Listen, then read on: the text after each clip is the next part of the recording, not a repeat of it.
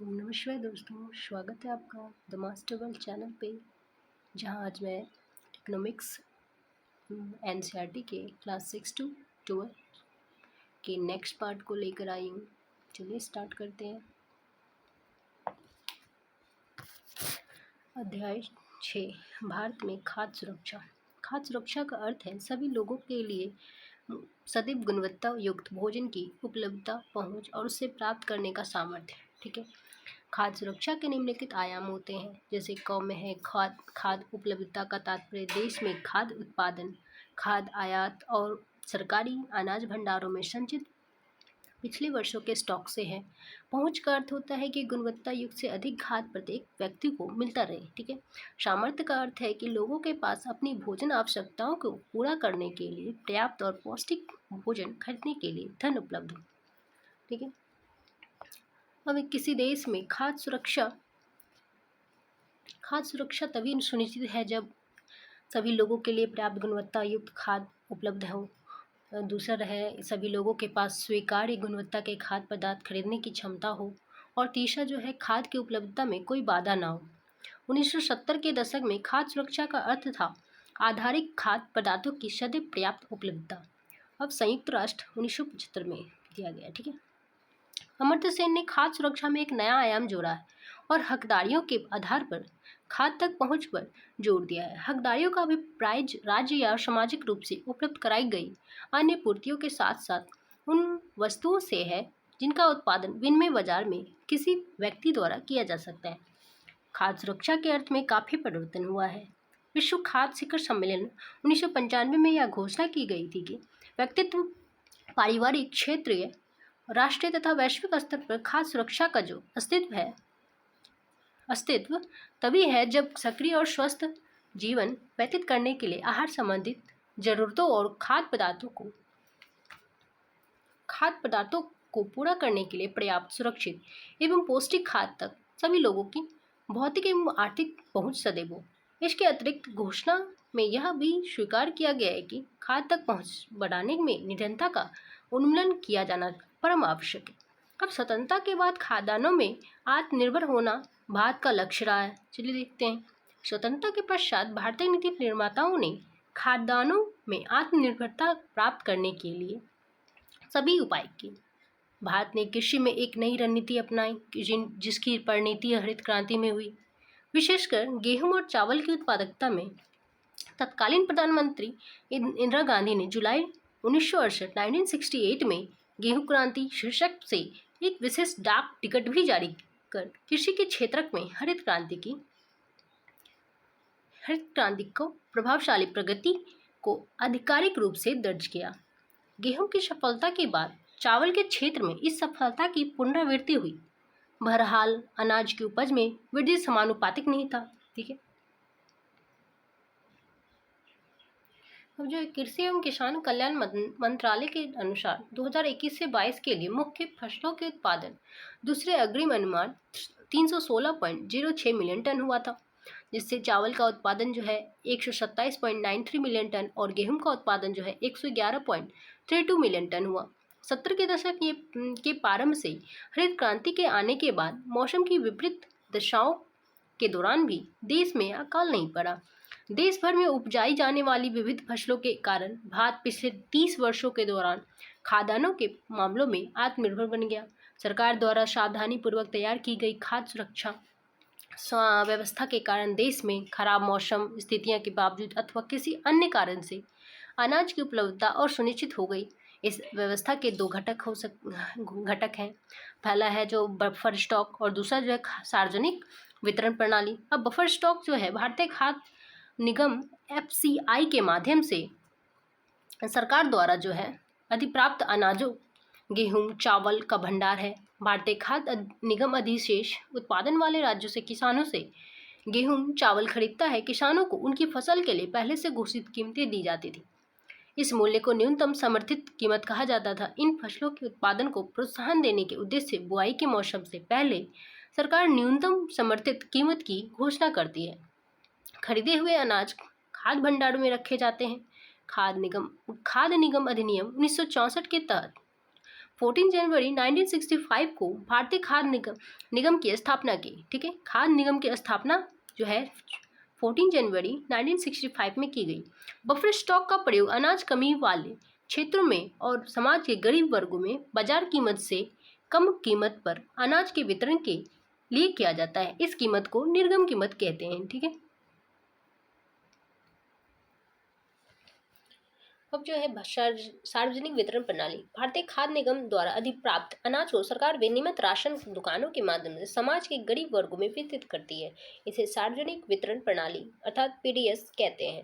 Ration card 3 प्रकार के होते हैं। निर्धनों में निर्धन लोगों के लिए अंत्योदय कार्ड और निर्धनता रेखा से नीचे के लोगों के लिए बीपीएल कार्ड और ग है अन्य लोगों के लिए एपीएल कार्ड। ठीक है, भारत में राशन व्यवस्था की शुरुआत बंगाल के अकाल की पृष्ठभूमि में 1940 के दशक 1943 से 44 में हुई। हरित क्रांति से पूर्व भारी खाद्य संकट के कारण 60 के दशक दौरान राशन प्रणाली पुनर्जीवित की गई।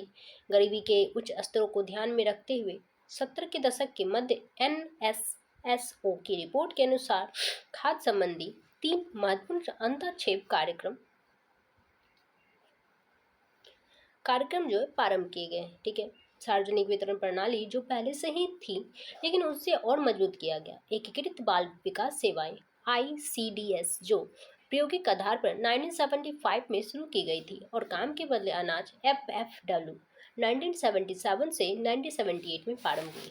इन वर्षों में कई नए कार्यक्रम भी शुरू किए गए और कार्यक्रम को चलाने के बढ़ते अनुभवों के आधार पर अन्य कार्यक्रमों का जो है पुनर्गठन किया गया। वर्तमान में अनेक गरीबी उन्मूलन कार्यक्रम PAP चल रहे हैं जो अधिकतर ग्रामीण क्षेत्रों में है। अब सार्वजनिक वितरण प्रणाली की जो वर्तमान स्थिति है देख लेते हैं। सार्वजनिक वितरण प्रणाली खाद्य सुरक्षा सुनिश्चित करने की दिशा में भारत सरकार का सर्वाधिक महत्वपूर्ण कदम है। प्रारंभ में यह प्रणाली सबके लिए थी तथा निर्धन और गैर निर्धनों के बीच कोई भेद नहीं किया जाता था। बाद के वर्षों में सार्वजनिक वितरण प्रणाली को अधिक दक्ष और अधिक लक्षित बनाने के लिए संशोधित किया गया। 1992 में देश के 1700 ब्लॉकों में संशोधित सार्वजनिक वितरण प्रणाली RPDS की शुरुआत शुरू की गई। इसका लक्ष्य दूर दराज और पिछड़े क्षेत्रों में सार्वजनिक वितरण प्रणाली से लाभ पहुंचाना था। जून 1997 से सभी क्षेत्र में गरीबी को लक्षित करने के सिद्धांत को अपनाने के लिए लक्षित सार्वजनिक वितरण प्रणाली TPDS प्रारंभ की गई। ठीक है, यह पहला मौका था जब निर्धनों और गैर निर्धनों के लिए विभेदक कीमत नीति अपनाई गई। इसके अलावा 2000 ईस्वी में 2 विशेष योजनाएं अंत्योदय अन्न योजना और अन्नपूर्णा योजना प्रारंभ की गई। ठीक है, अंत्योदय और अन्नपूर्णा योजना जो है 2000 ईस्वी में प्रारंभ की गई। ठीक है, ये योजनाएं क्रमशः जो है गरीबों में एक सर्वाधिक गरीब और दीन वरिष्ठ नागरिक समूहों पर लक्षित है। इन योजनाओं का संचालन सार्वजनिक वितरण प्रणाली के वर्तमान नेटवर्क से जोड़ दिया गया। अब भारतीय खाद्य सुरक्षा अधिनियम 2013 देख लेते हैं। भारतीय खाद्य सुरक्षा अधिनियम 2013 के तहत खाद्य एवं पोषण संबंधी सुरक्षा सस्ती कीमत पर उपलब्ध कराई जा सके ताकि मानव गरिमा में जीवन निर्वाह कर सके। इस अधिनियम के तहत लगभग 75% ग्रामीण जनसंख्या एवं लगभग 50% शहरी जनसंख्या की योग्य परिवार में वर्गीकृत किया गया। अंत्योदय अन्न योजना जो है अंत्योदय अन्न योजना 25 दिसंबर 2000 में शुरू किया। 25 दिसंबर 2000 ईस्वी को शुरू किया गया था। इस योजना के अंतर्गत लक्षित सार्वजनिक वितरण प्रणाली में आने वाली निर्धनता रेखा से नीचे के परिवार में से 1 करोड़ लोगों की पहचान की गई। संबंधित राज्य के ग्रामीण विकास ने गरीब रेखा से नीचे के गरीब परिवार को सर्वेक्षण के द्वारा चुना। 2 रुपये प्रति किलोग्राम गेहूं और 3 रुपये प्रति किलोग्राम चावल की अधिक आर्थिक सहायता प्राप्त कर दर पर प्रत्येक पात्र परिवार को 25 किलोग्राम अनाज उपलब्ध कराया गया। अनाज की यह मात्रा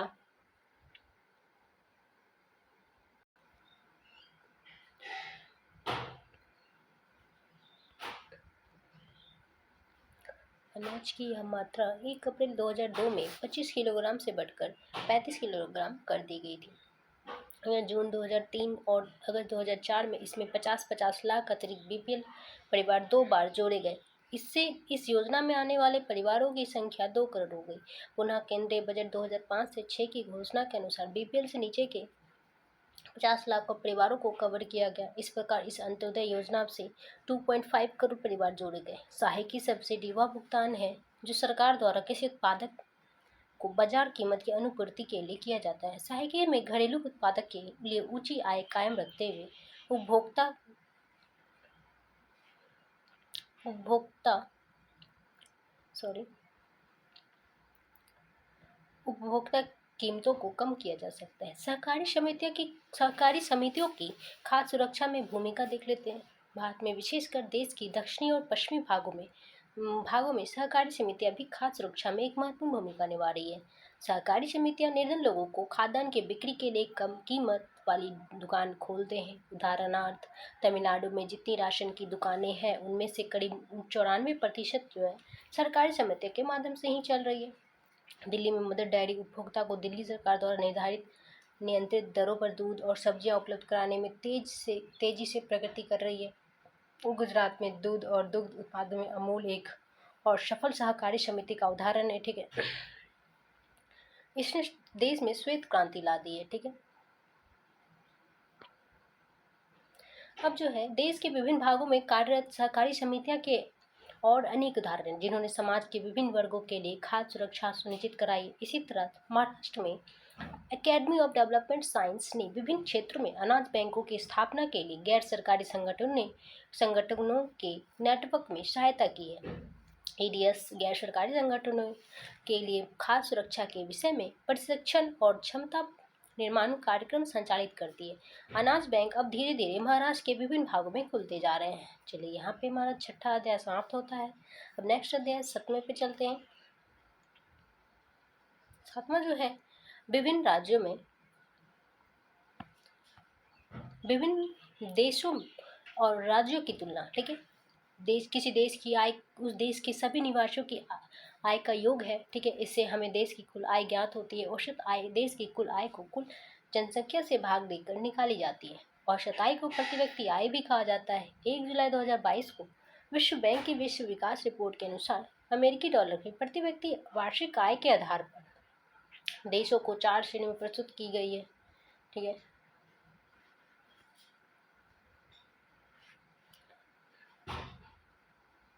अब जो है श्रेणी और प्रति व्यक्ति आय देख लेते हैं। अमेरिकी डॉलर में उच्च आय वर्ग के देश के लोगों का प्रति व्यक्ति आय जो है 13,205 से अधिक है। ठीक है, डॉलर से अधिक है। उच्च मध्यम आय वर्ग के देश में 4,256 से लेकर 13,205 डॉलर।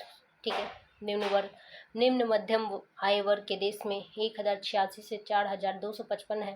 निम्न आय वर्ग के देश में जो है 1,086 से कम है। ठीक है, अब 1 जुलाई 2021 को विश्व बैंक की विश्व विकास रिपोर्ट के अनुसार देशों की 4 श्रेणियां हैं। ठीक है, कितनी हैं? 4। अब देख लेते हैं। पहला है उच्च आय वर्ग श्रेणी। ठीक है, जहाँ पे 12,695 से अधिक डॉलर है। उच्च मध्यम आय वर्ग दूसरा, इसमें जो है प्रति व्यक्ति आय जो है अमेरिकी डॉलर में 4,096 से 12,695 है। निम्न मध्यम वर्ग जो देश है उसमें जो है 1,046 से 4,095 है। निम्न आय वर्ग देश में जो है 1,046 से कम है। अब केंद्रीय बजट 2023 से 24 के अनुसार भारत का प्रति व्यक्ति आय जो है 1.97 लाख रुपए है। ठीक है, अब जब भारतीय अर्थव्यवस्था 9 वर्षों में विश्व की 10वीं सबसे बड़ी अर्थव्यवस्था से 5वीं सबसे बड़ी अर्थव्यवस्था बन गई है। बिहार आर्थिक सर्वेक्षण 2021 से 22 के अनुसार बिहार में प्रति व्यक्ति आय 54,383 रुपया है, 54,383 रुपीज़ है। ठीक है, भारत में प्रति व्यक्ति आय सर्वाधिक गोवा का राज्य का है। ठीक है, भारत में प्रति व्यक्ति आय जो है किस राज्य का है? तो सर्वाधिक गोवा राज्य का है। ठीक है,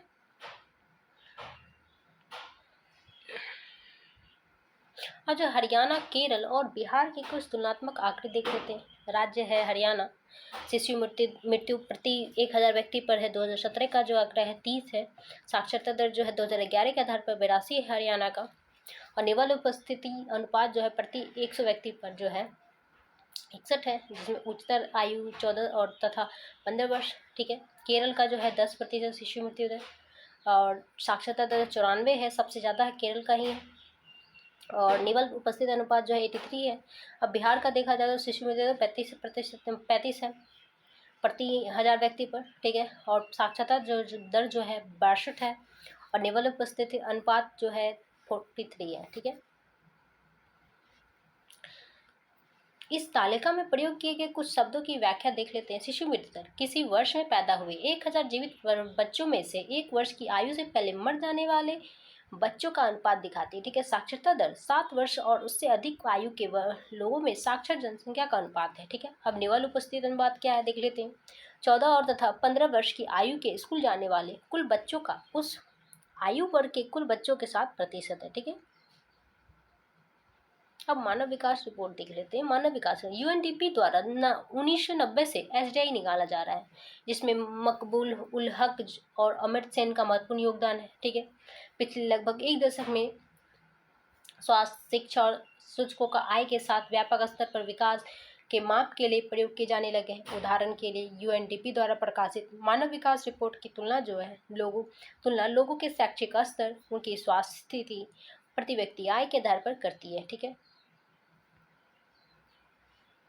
अब जो नेक्स्ट है, अब वर्ष 2017 का जो है भारत और उसके पड़ोसी देश में के कुछ आंकड़े हैं। देश है श्रीलंका, यहाँ पे सकल राष्ट्रीय उत्पाद जो है 11,326 है। जन्म के समय संभावित आयु जो है 75.5 है।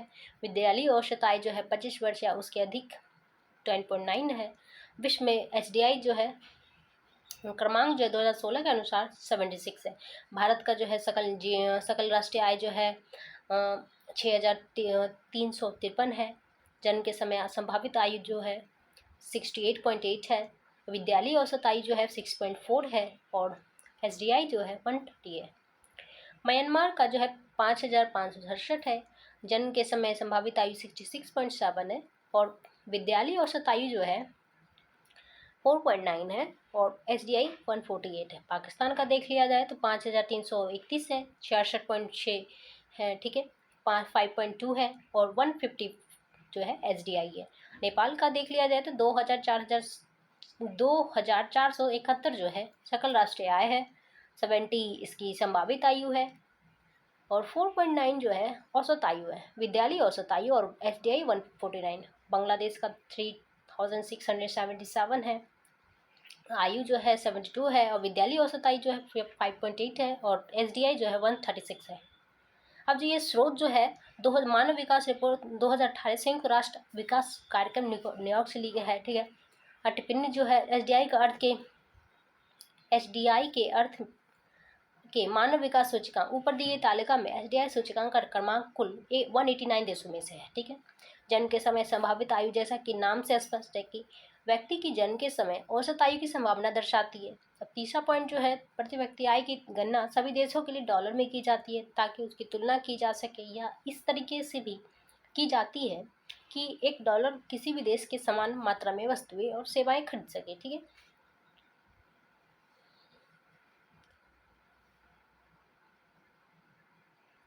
अब चलिए भारत में भूमिगत जल का देख लेते हैं।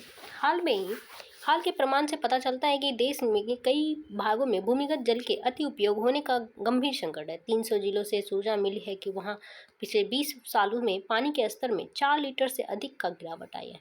देश का लगभग 1/3 भाग भूमिगत जल भंडारों का अति उपयोग कर रहा है। यदि इस साधन में प्रयोग करने का वर्तमान तरीका जारी रहा तो अगले 25 वर्षों में देश का 60% भाग इस साधन का अति उपयोग कर रहा होगा। भूमिगत जल का अति उपयोग जो है विशेष रूप से पंजाब, पश्चिमी उत्तर प्रदेश, कृषि की दृष्टि से समृद्ध क्षेत्रों, मध्य और दक्षिण भारत के चट्टानी पठारी क्षेत्र, कुछ तटवर्ती क्षेत्रों और तेजी से विकसित होती शहरी बस्तियों में पाया जाता है। ठीक है। भूमिगत जल जो है नवीनकरणीय साधन का उदाहरण है। फसल और पौधों की तरह इन साधनों की पुनः पूर्ति प्रकृति करती है, लेकिन यहाँ पे हम इन साधनों का अति उपयोग कर सकते हैं। उदाहरण के लिए देखा जाए तो भूमिगत जल का यदि बरसात द्वारा हो रहा है, ठीक है, पुनः पूर्ति से अधिक प्रयोग करते हैं तो हम इस साधन का अति उपयोग कर रहे होंगे। अब गैर नवीनकरणीय साधन वे हैं जो कुछ ही वर्षों के प्रयोग के पश्चात समाप्त हो जाते हैं। इन संसाधनों का धरती पर एक निश्चित भंडार और इनकी पुनः पूर्ति नहीं हो सकती। कभी कभी हमें ऐसे नए साधन मिल जाते हैं जिनके बारे में हमें पहले कोई जानकारी नहीं थी। नए स्रोत भंडार में वृद्धि करते हैं, लेकिन समय के साथ यह भी समाप्त हो जाएगी। ठीक है। अब जो है कच्चे तेल के अतिरिक्त भंडार देख लीजिए। क्षेत्र जो है मध्यपूर्व में भंडार 1000 मिलियन टन 2017 का है, ठीक है, 1000 मिलियन टन 807.7, ठीक है। और भंडारों के चलने में अददी जो है वर्षों में 70 है, संयुक्त राज्य अमेरिका 50 और 10.5 है, विश्व में 1696.6 है, और अवधि जो है इसका 50.2 है। ये जो स्रोत है BP statistical review of world energy June 2018 से है। अब नेक्स्ट अध्याय पे आ जाते हैं। हमारा नेक्स्ट अध्याय है अर्थव्यवस्था के क्षेत्र। प्राकृतिक संसाधनों के प्रत्यक्ष उपयोग पर आधारित अनेक गतिविधियां हैं, जैसे कपास की खेती। यह एक मौसमी फसल है। कपास के पौधों की वृद्धि के लिए हम मुख्यतः न कि पूर्णतया प्राकृतिक कारकों जैसे वर्षा, सूर्य का प्रकाश, जलवायु पर निर्भर रहते हैं। अतः कपास एक प्राकृतिक उत्पाद है। इसी प्रकार डेयरी उत्पादन में हम पशुओं की जैविक प्रक्रिया एवं चारा आदि की उपलब्धता पर निर्भर होते हैं। अतः इसका उत्पाद जो है दूध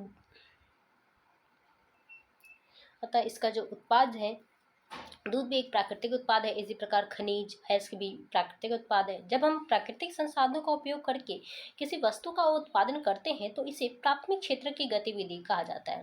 प्राथमिक क्योंकि यह उन सभी उत्पादों का आधार है जिन्हें हम क्रमशः निर्मित करते हैं। चूंकि हम अधिकांश प्राकृतिक उत्पाद कृषि, डेयरी, मत्स्य खानन और वनों से प्राप्त करते हैं, ठीक है, इसलिए हमें इसे कृषि एवं सहायक क्षेत्र भी कहते हैं, ठीक है। अब द्वितीयक क्षेत्र जो देख लेते हैं। द्वितीयक क्षेत्र की गतिविधियों के अंतर्गत प्राकृतिक उत्पादों को विनिर्माण प्रणाली के जरिए अन्य रूपों में परिवर्तित किया जाता है। यह प्राथमिक क्षेत्र के बाद अगला कदम है। यह वस्तुएं सीधे प्रकृति से उत्पादित नहीं होती बल्कि निर्मित की जाती है, इसलिए विनिर्माण की प्रक्रिया जो अपरिहार्य है। यह प्रक्रिया किसी कारखाना, किसी कार्यशाला या घर में हो सकती है। जैसे कपास के पौधे से प्राप्त रेशे का उपयोग कर हम सूत बना काटते हैं, कपड़ा बुनते हैं। गन्ने के कच्चे माल के रूप में उपयोग हमें चीनी और गुड़ तैयार करते हैं। हम मिट्टी से ईंट बनाते हैं, ठीक है, और ईंटों से घर और भवनों का निर्माण करते हैं। क्योंकि यह क्षेत्र क्रमशः संवर्धित विभिन्न प्रकार के उद्योगों से जुड़ा हुआ है, इसलिए इसे औद्योगिक क्षेत्र भी कहा जाता है, ठीक है।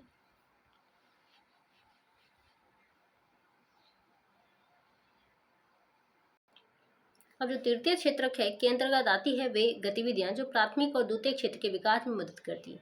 ये गतिविधियां स्वतः वस्तुओं का उत्पादन नहीं करती बल्कि उत्पादन प्रक्रिया में सहयोग या मदद करती है, ठीक है।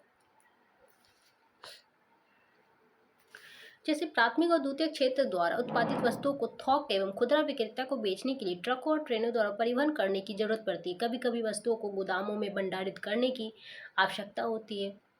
हमें उत्पादन और व्यापार में सहूलियत के लिए टेलीफोन पर दूसरों से वार्तालाप करने या पत्राचार या बैंकों से कर्ज लेने की अभी आवश्यकता होती है। परिवहन, भंडारण, संचार, बैंक सेवाएं और व्यापार तृतीयक गतिविधियों के कुछ उदाहरण हैं।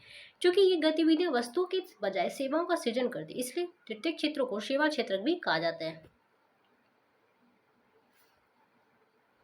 अब सेवा क्षेत्र में कुछ ऐसी अपरिहार्य सेवाएं भी हैं जो प्रत्यक्ष रूप से वस्तुओं के उत्पादन में सहायता नहीं करती। जैसे हमें शिक्षकों, डॉक्टरों, धोबी, नाई, मुजिम, वकील जैसे व्यक्तिगत सेवाएं उपलब्ध कराने वाले प्रशासनिक एवं लेखाकरण कार्य करने वाले लोगों की आवश्यकता होती है। वर्तमान समय में सूचना प्रौद्योगिकी पर आधारित कुछ नवीन सेवाएं जैसे internet cafe, ATM booth, call centre, software company इत्यादि महत्वपूर्ण हो गई है। अब उत्पादन में तृतीय क्षेत्र का बढ़ता महत्व सबसे, चूंकि आप लोग जानते हैं कि उत्पादन क्षेत्र में सबसे ज़्यादा जो है तृतीय क्षेत्र का ही महत्व है, ठीक है, और इसका ही सबसे ज़्यादा योगदान भी है। वर्ष 1973 से 74 में और 2013 से 14 के बीच 40 वर्षों में यद्यपि अब सभी क्षेत्रों में उत्पादन में वृद्धि हुई है, परंतु सबसे अधिक वृद्धि जो है तृतीय क्षेत्रों के उत्पादन में ही हुई है। परिणामता जो है वर्ष 2003 से 14 में भारत में प्राथमिक क्षेत्र को प्रतिस्थापित करते हुए तृतीय क्षेत्र सबसे बड़े उत्पादक क्षेत्र के रूप में उभरा है।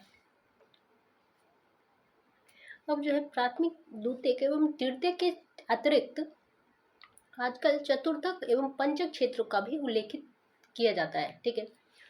चतुर्थक क्षेत्र जो देख लेते हैं। चतुर्थक क्षेत्र तृतीयक क्षेत्र का एक उन्नत रूप है। इस क्षेत्र से संबंधित गतिविधियों में मुख्यतः जो है एक बार फिर से इसे देख लेते हैं। चतुर्थक क्षेत्र। चतुर्थक क्षेत्र तृतीयक क्षेत्र का एक उन्नत रूप है। इस क्षेत्र से संबंधित गतिविधियों में मुख्यतः सूचनाओं के संग्रहण, सूचनाओं के विश्लेषण, सूचनाओं के प्रस्तुतिकरण इत्यादि को शामिल किया जाता है। ठीक है।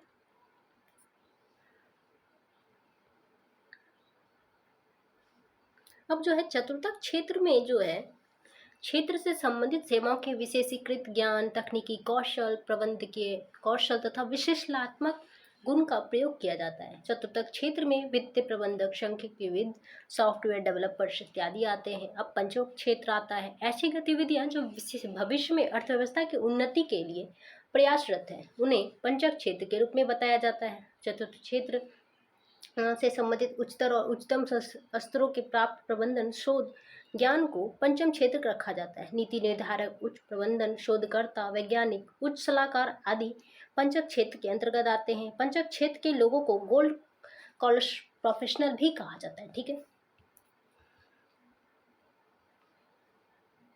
अब संगठित और असंगठित के रूप में क्षेत्र का विभाजन देख लेते हैं। संगठित क्षेत्रों में वे उद्यम अथवा कार्यस्थान आते हैं जहां रोजगार की अवधि जो है नियमित होती है और इसलिए लोगों के पास सुनिश्चित काम होता है। वे क्षेत्र सरकार द्वारा पंजीकृत होते हैं और उन्हें सरकारी नियमों एवं विनियमों का अनुपालन करना होता है। इन नियमों एवं विनियमों का अनेक विधियों जैसे कारखाना अधिनियम, न्यूनतम मजदूरी अधिनियम, सेवानुदान अधिनियम, दुकान एवं प्रतिष्ठान अधिनियम इत्यादि में उल्लेख किया गया है। इसे संगठित क्षेत्र कहते हैं क्योंकि इसकी कुछ औपचारिक प्रक्रिया एवं कार्यविधि है। ठीक है। अब असंगठित क्षेत्र वे छोटी छोटी और बिखरी इकाइयां जो अधिकांशतः सरकारी नियंत्रण से बाहर होती है, से निर्मित होती है। इस क्षेत्र के नियम और विनियम होते हैं। ठीक है, परंतु उनका अनुपालन नहीं होता। वे कम वेतन वाले रोजगार और प्रायः नियमित रूप नहीं होते। यहाँ अतिरिक्त समय में काम करने, सवेतन छुट्टी, अवकाश, बीमारी के कारण छुट्टी इत्यादि का कोई प्रावधान नहीं है। रोजगार सुरक्षित नहीं है। श्रमिकों को बिना किसी कारण काम से हटाया जा सकता है। ठीक है। अब जो कुछ मौसमों में जब काम कम होता है तो कुछ लोगों को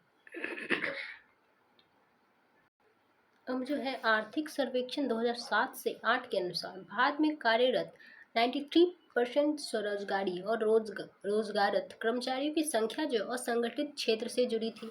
भारतीय संसद ने असंगठित क्षेत्रों के कर्मकारों के हित में असंगठित श्रमिक सामाजिक सुरक्षा अधिनियम 2008 में बनाया। अब जो है असंगठित क्षेत्र के उद्यमों के लिए राष्ट्रीय आयोग डॉक्टर अर्जुन सेन गुप्ता की अध्यक्षता में भारत सरकार ने 2004 में गठित किया था, जिनका कार्यकाल 2009 में पूरा हो गया। दवे समिति 2000 में बनाया गया था, जिनका संबंध जो असंगठित क्षेत्र के लिए पेंशन योजना से था। ठीक है। अब जो हमारा नेक्स्ट अध्याय है अंतर्देशीय उत्पादन। 20वीं शताब्दी के मध्य तक उत्पादन मुख्यतः देशों की सीमाओं के अंदर ही सीमित था। इन देशों की सीमाओं को लांघने वाले वस्तुओं में केवल कच्चा माल, खाद्य पदार्थ और तैयार उत्पाद ही थे।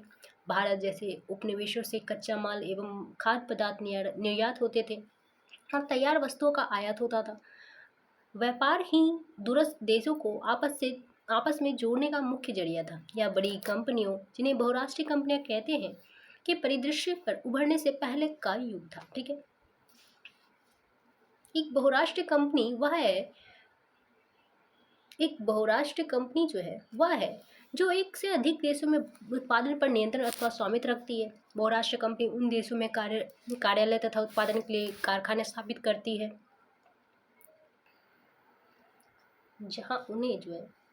जहां उन्हें सस्ता श्रम एवं अन्य संसाधन मिल सके। उत्पादन लागत में कमी करने तथा अधिक लाभ कमाने के लिए बहुराष्ट्रीय कंपनियां ऐसा करती है। एक अमेरिकी कंपनी फोर्ड मोटर्स 1995 में बात आई और चेन्नई के निकट 1700 करोड़ रुपए का जो है निवेश करके एक विशाल संयंत्र की स्थापना की।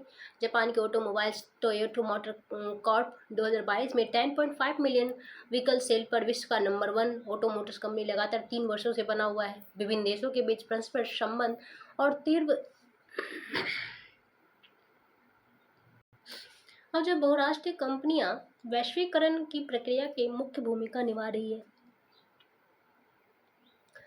विभिन्न देशों के बीच अधिक से अधिक वस्तुओं और सेवाओं के निवेश और प्रौद्योगिकी का आदान प्रदान हो रहा है। ठीक है, अब विदेश व्यापार तथा विदेशी निवेश का उदारीकरण देख लेते हैं। ठीक है, सरकारी व्यापार अवरोधक का प्रयोग विदेश व्यापार में वृद्धि या कटौती करने और देश में किस प्रकार की वस्तुएं कितनी मात्रा में आयातित होनी चाहिए या निर्णय के लिए कर सकती है। स्वतंत्रता के बाद भारत सरकार ने विदेश व्यापार एवं विदेशी निवेश पर प्रतिबंध लगा रखा था। देश के उत्पादक को विदेशी प्रतिस्पर्धा से संरक्षण प्रदान करने के लिए यह अनिवार्य माना गया। 1950 और 1960 के दशकों में उद्योगों का उदय हो रहा था और इस अवस्था में आयात से प्रतिस्पर्धा इन उद्योगों को बढ़ने नहीं देती थी। इसलिए भारत ने केवल अनिवार्य चीज़ों जैसे मशीनरी, उर्वरक और पेट्रोलियम के आयात की ही अनुमति दी थी। ठीक है, अब जो है भारत में 24 जुलाई 1991 के प्रारंभ से नीतियों में कुछ दूरगामी परिवर्तन किए गए। सरकार ने यह निश्चय किया कि भारतीय उत्पादों के लिए विश्व के उत्पादकों से प्रतिस्पर्धा करने का समय आ गया है। यह महसूस किया गया कि प्रतिस्पर्धा से देश में उत्पादकों के प्रदर्शन में सुधार होगा, क्योंकि उन्हें अपनी गुणवत्ता सुधार करना होगा। इस निर्णय का प्रभावशाली अंतर्राष्ट्रीय संगठनों ने समर्थन किया। अतः विदेश व्यापार एवं विदेशी निवेश पर से अवरोधों को काफ़ी हद तक हटा दिया। इसका अर्थ है कि वस्तुओं का आयात निर्यात सुगमता से किया जा सकता था और विदेशी कंपनियां यहां अपने कार्यालय और कारखाना स्थापित कर सकती थी। सरकार द्वारा अवरोधों अथवा प्रतिबंधों को हटाने की प्रक्रिया जो है उदारीकरण के नाम से जानी जाती है। ठीक है, अब जो है विश्व व्यापार संगठन देख लेते हैं। टैरिफ और ट्रेड पर सामान्य समझौता गेट की स्थापना 30 अक्टूबर 1947 को जेनेवा में 23 देशों के द्वारा किया गया। गेट 1 जनवरी 1948 से प्रभावी हुआ।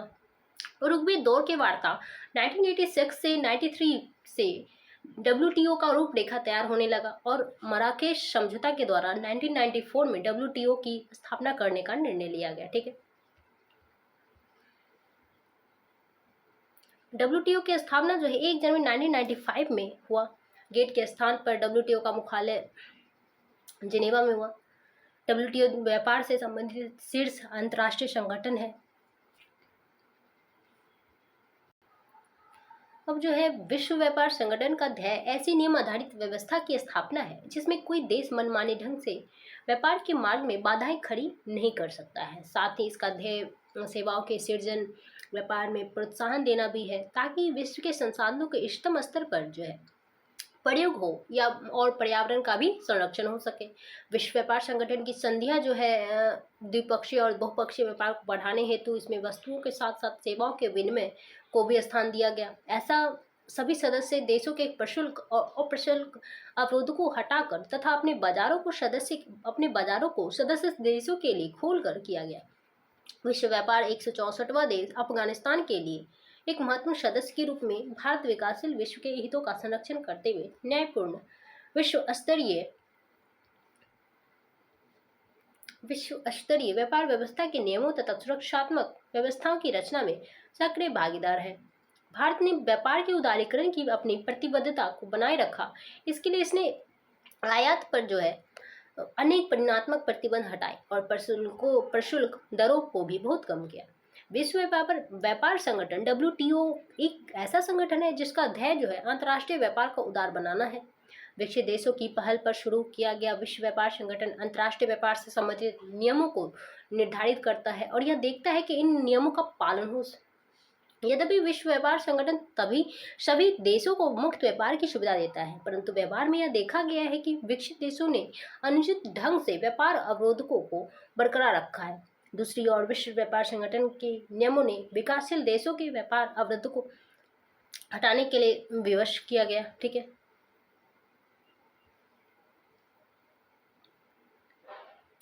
अब विदेशी निवेश आकर्षित करने के लिए उठाए गए कदम देख लेते हैं।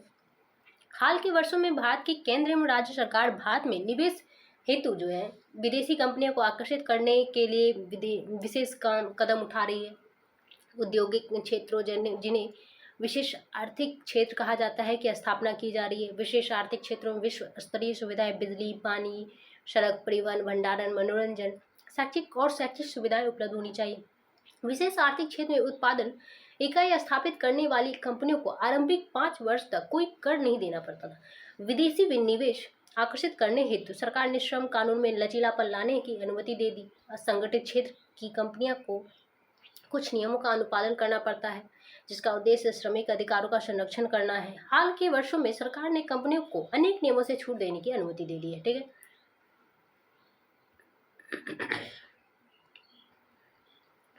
अब नियमित आधार पर श्रमिकों को रोजगार देने के बजाय कंपनियों में जब काम का अधिक दबाव होता है तो लोचदार ढंग से छोटी अवधि के लिए श्रमिकों को कार्य पर रखती है। कंपनी की श्रम लागत में कटौती करने के लिए ऐसा किया जाता है। वैश्वीकरण ने कुछ बड़ी भारतीय कंपनियों को बहुराष्ट्रीय कंपनियों के रूप में उभरने के योग बनाया। उदाहरण के लिए Adani group, Ambani group, Tata motors, motor गाड़ियाँ, इन्फोसिस, IT, रैनबैक्सी, दवाइयाँ, Asian paint, Sundaram fasteners, nut and bolt कुछ ऐसी भारतीय कंपनियां हैं जो विश्व स्तर पर अपने क्रियाकलापों का जो है प्रसार कर रही है। ठीक है। अब जो हमारा अध्याय 10 है उपभोक्ता आंदोलन, चलिए पढ़ते हैं। 1960 के दशक में व्यवस्थित रूप से उपभोक्ता आंदोलन का उदय हुआ। 1970 के दशक तक उपभोक्ता संस्थाएं जो वृहद स्तर पर उपभोक्ता अधिकार से संबंधित आलेखों के लेखन और प्रदर्शनी का आयोजन का कार्य करने लगी थी। उपभोक्ता इंटरनेशनल देख लेते हैं। 1985 में संयुक्त राष्ट्र के उपभोक्ता सुरक्षा के लिए कुछ दिशा निर्देशों को जारी किया। यह उपभोक्ताओं को सुरक्षा के लिए उपयुक्त तरीके अपनाने हेतु राष्ट्रों के लिए ऐसा करने के लिए अपनी सरकारों को मजबूर करने हेतु उपभोक्ता की वकालत करने वाले समूह के लिए एक हथियार था। अंतर्राष्ट्रीय स्तर पर यह उपभोक्ता आंदोलन का आधार बना। ठीक है। अब जो है आज उपभोक्ता इंटरनेशनल सन 115 से भी अधिक देशों के 200 संस्थाओं का जो है एक संरक्षक संस्था बन गया है। 1986 में भारत सरकार द्वारा एक बड़ा कदम उठाया गया है। यह उपभोक्ता सुरक्षा अधिनियम 1986 कानून का बनना था, जो कोबरा के नाम से प्रसिद्ध है। ठीक है। अर्थात कोबरा कानून जो है लागू किया गया कब बना है? 1986। ठीक है। सन 2005 के अक्टूबर में भारत सरकार ने एक कानून लागू किया जो RTI या सूचना पाने का अधिकार के नाम से जाना जाता है। ठीक है। RTI का जो है RTI कानून जो है कब लागू किया गया है? 2005 ईस्वी में। ठीक है। 2005 ईस्वी में, अक्टूबर 2005 ईस्वी में। ठीक है, याद रखिएगा RTI। और जो अपने नागरिकों को सरकारी विभागों के कार्यकलापों को की सभी सूचनाएं पाने के अधिकार को सुनिश्चित करता है। ठीक है।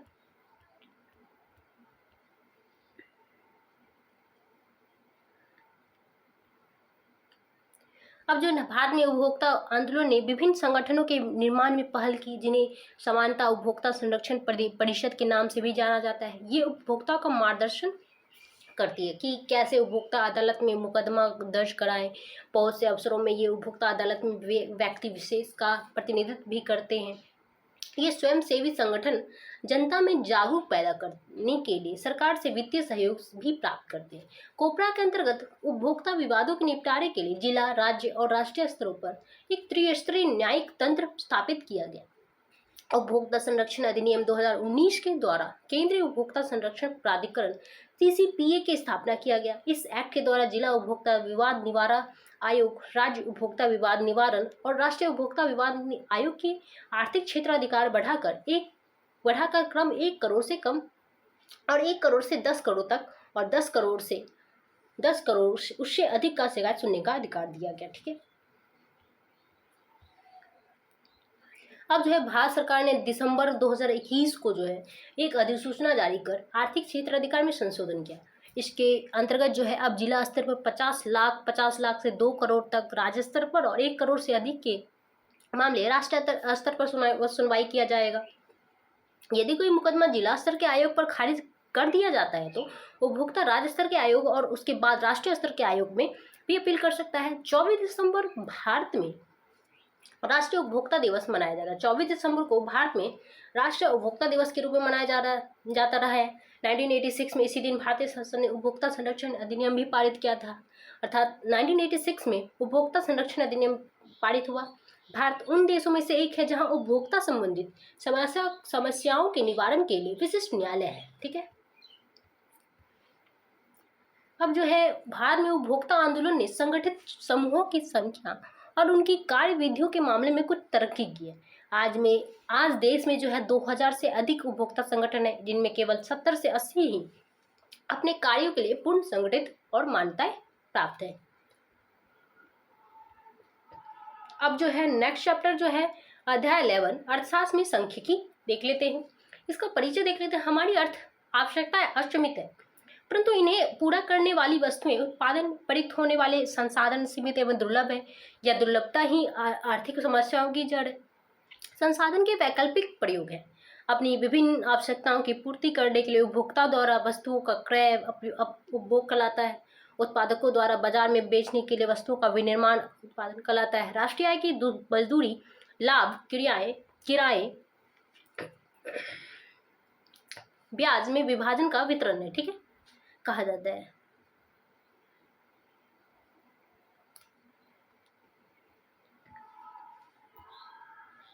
अब जो है सांख्यिकी के अंतर्गत आंकड़ों का प्रयोग करते हुए आर्थिक संबंधों का पता लगाया जा सकता है और उसकी सत्यता की जांच की जाती है। सांख्यिकी साधनों का प्रयोग भावी प्रवृत्तियों के पूर्वानुमान के हेतु किया जाता है। सांख्यिकीय विधियों आर्थिक समस्याओं का विश्लेषण करने तथा उन्हें हल करने के लिए नीतियों का निर्माण में सहायक होता है।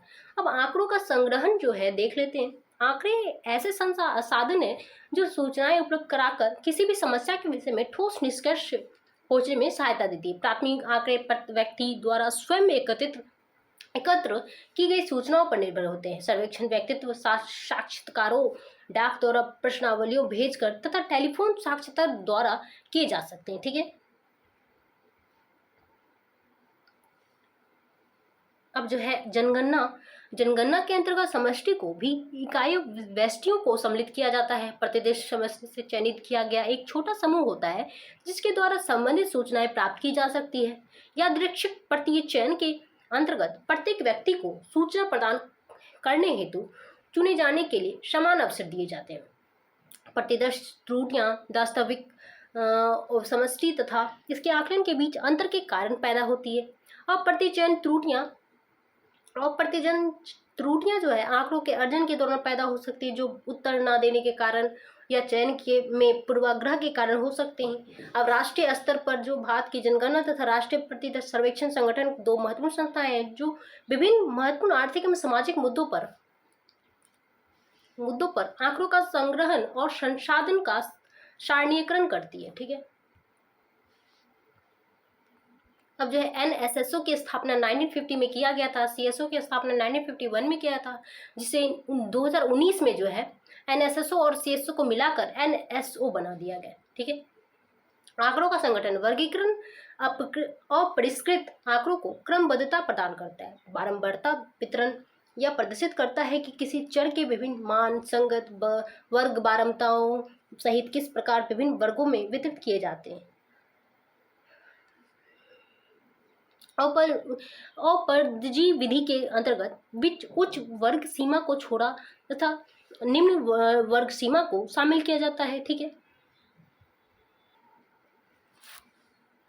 समावेशी विधि निम्न वर्ग सीमा तथा उच्च वर्ग सीमा दोनों को ही शामिल किया जाता है, ठीक है। अब बारंबारता वितरण में आगे की सांख्यिकी परिकलन केवल वर्ग चिन्ह मानकर आधारित होते हैं, न कि इस फ्रैक्शन के मान पर। वर्गों को इस प्रकार बनाया जाना चाहिए कि जहां तक संभव हो सके प्रत्येक वर्ग का वर्ग चिन्ह उस मान के अधिक से अधिक निकटतम हो जिस मान के आसपास किसी वर्ग के प्रेक्षणों की संकेंद्रण की प्रवृत्ति हो। आंकड़ों का प्रस्तुतिकरण देख लेते हैं। आंकड़े परिणाम में अधिक होने पर उचित प्रस्तुति द्वारा अर्थ प्रकट करते हैं। आंकड़े छोटे हो तो पाठ विषयक प्रस्तुति बेहतर करती है। भारी मात्रा वाले आंकड़ों के लिए सारणीबद्ध प्रस्तुतिकरण सहायक होते हैं। इससे आंकड़ा की किसी भी मात्रा को एक या अधिक चरों की दृष्टि से समंजित किया जाता है। सारणीबद्ध आंकड़ों को आरेख के माध्यम से प्रस्तुत किया जा सकता है, ठीक है, जो अन्य माध्यमों की अपेक्षा उन्हें अधिक बोधगम्य बनाता है। आरेखीय प्रस्तुतिकरण के मुख्यतः 3 प्रकार हैं, ठीक है। पहला है ज्यामितीय आरेख, दूसरा है बारंबारताओं आरेख और तीसरा जो है अंकगणितीय रैखिक आरेख। अब ज्यामितीय आरेख के भाग देख लेते हैं। पहला होता है दंड आरेख। इसके अंतर्गत जो है सरल दंड आरेख, बहु दंड आरेख और घटक दंड आरेख आते हैं, ये देख सकते हैं। और दूसरा जो है वृत्त आरेख, वृत्त आरेख ये रहा, इसे वृत्त चार्ट नाम से भी जाना जाता है, ठीक है।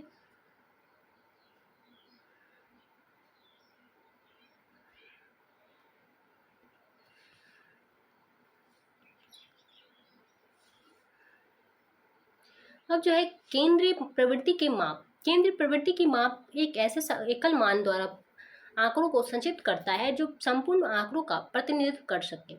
समांतर माध्य को प्रेक्षणों के मान के योग के प्रेक्षणों की संख्या से विभाजन के भागफल के रूप को परिभाषित करता है, ठीक है। अब समांतर माध्य से मदों के विचलन का योग सदैव शून्य के बराबर होता है। केंद्रीय प्रवृत्ति के 5 मुख्य माप हैं। एक समांतर माध्य, गुणोत्तर माध्य, हरात्मक माध्य, माध्यिका और बहुलक। कभी कभी यह महत्वपूर्ण होता है कि विविध मदों के भार उनके महत्व अनुसार निर्दिष्ट किए जाए। माध्यिका वितरण का केंद्रीय मान अर्थात माध्यिका से कम मानों की संख्या इससे अधिक मानों की संख्या के बराबर होती है। चतुर्थ मानों के कुल समुच्चय को 4 बराबर। बहुलक वह मान है जो सबसे अधिक बार प्रकट होता है, ठीक है। परिक्षेपण का माप। अब परिक्षेपण का जो माप क्या है देख लेते हैं। परिक्षेपण का माप किसी आर्थिक चर के व्यवहार के बारे में हमारे ज्ञान में वृद्धि करता है। प्राश और चतुर्थक विचलन मानों के प्रसरण पर आधारित होते हैं। माध्य विचलन और मानक विचलन औसत से मानों के विचलनों पर आधारित होते हैं। परिक्षेपण के माप निरपेक्ष और या सापेक्ष हो सकते हैं। निरपेक्ष मापों का उत्तर उन्हीं इकाइयों में होता है जिसमें आंकड़ों को व्यक्त किया जाता है। सापेक्ष माप उन इकाइयों से मुक्त होते हैं जिनमें आंकड़े व्यक्त किए जा सकते हैं और इसलिए ये विभिन्न चरों की तुलना करने के लिए प्रयुक्त किए जा सकते हैं। वक्र के आकार में परिक्षेपण अनुमान प्रस्तुत करने वाली आरेखीय विधि है।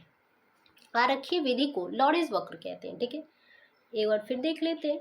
वक्र के आकार में परिक्षेपण अनुमान प्रस्तुत करने वाली आरेखीय विधि को लॉरेंज वक्र कहते हैं। 1905 में मैक्स ओ लॉरेंज द्वारा आय या धन की वितरण की असमानता का चित्र में प्रतिनिधित्व किया गया जिसे लॉरेंज वक्र कहते हैं। अब सहसंबंध देख लेते हैं। सहसंबंध विश्लेषण के अंतर्गत दो चरों के बीच संबंधों का अध्ययन किया जाता है। प्रकीर्ण आरेख दो चरों के बीच संबंध के स्वरूप दृश्य प्रस्तुतिकरण करता है। कार्ल पियर्सन का संबंध गुणांक स्मॉल आर दो चरों के बीच केवल रेखीय संबंध को संख्यात्मक रूप से मापता है, ठीक है। स्मॉल आर सदैव -1 तथा +1 के बीच रहता है। यदि चरों की परिशुद्धता से ना मापा जा सके तो पियर्सन के कोटिश संबंध का उपयोग रेखीय संबंधों के संख्यात्मक रूप से मापने के लिए किया जा सकता है। पियर्सन सहसंबंध गुणक चरों के चरम मूल्यों में से प्रभावित होता है जबकि कोटि संबंध में चरम मूल्यों का कोई प्रभाव नहीं पड़ता। दोहराई गई कोटियों को संशोधन गुणकों की आवश्यकता होती है।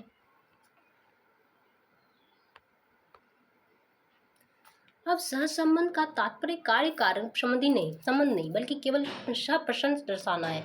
सूचकांक बड़ी संख्या के मदों के सापेक्षिक परिवर्तनों को मापने के लिए सूचकांक के सांख्यिकी विधि है। सूचकांकों की रचना के लिए कई सूत्र हैं और प्रत्येक सूत्र के निर्वचन में सावधानी की आवश्यकता होती है। सूचकांक हेतु सूत्र का चुनाव अधिकांशतः अभिरुचि के प्रश्न पर निर्भर होता है। व्यापक रूप से प्रयुक्त होने वाले सूचकांक है थोक कीमत सूचकांक, उपभोक्ता कीमत सूचकांक, औद्योगिक उत्पादन सूचकांक और कृषि उत्पादन सूचकांक, असंवेदी सूचकांक आदि, ठीक है। अब जो है सूचकांक आर्थिक नीति निर्माण के लिए अपरिहार्य होते हैं। सांख्यिकी विधियों का उपयोग देख लेते हैं। अध्ययन के उद्देश्य की पहचान स्पष्ट रूप से की जानी चाहिए। जनसंख्या और प्रतिदर्श का चुनाव सावधानीपूर्वक किया जाना चाहिए। सर्वेक्षण के उद्देश्य से निर्धारित होता है कि किस प्रकार के आंकड़ों का प्रयोग किया जाना चाहिए। प्रश्नावली या साक्षात्कार अनुसूची तैयार की जानी चाहिए। संग्रहित किए गए आंकड़ों का विश्लेषण विभिन्न सांख्यिकी विधियों के द्वारा किया जा सकता है। परिणामों का निर्वाचन सार्थक निष्कर्ष प्राप्त करने के लिए किया जाता है, ठीक है। आज के वीडियो में मैं यहीं तक रहने देते हैं, ठीक है। आगे के नेक्स्ट पार्ट को नेक्स्ट वीडियो में कवर कराऊंगी। अगर यह वीडियो अच्छा लगे तो इसे लाइक, शेयर और सब्सक्राइब जरूर करें। आप इसे ज़रूर से ज़रूर देखें क्योंकि ये बीपीएससी टीआरई के लिए मोस्ट इम्पॉर्टेंट नोट है जो रुक्मिणी पब्लिकेशन बुक द्वारा प्रोवाइड किया गया है, ठीक है। धन्यवाद।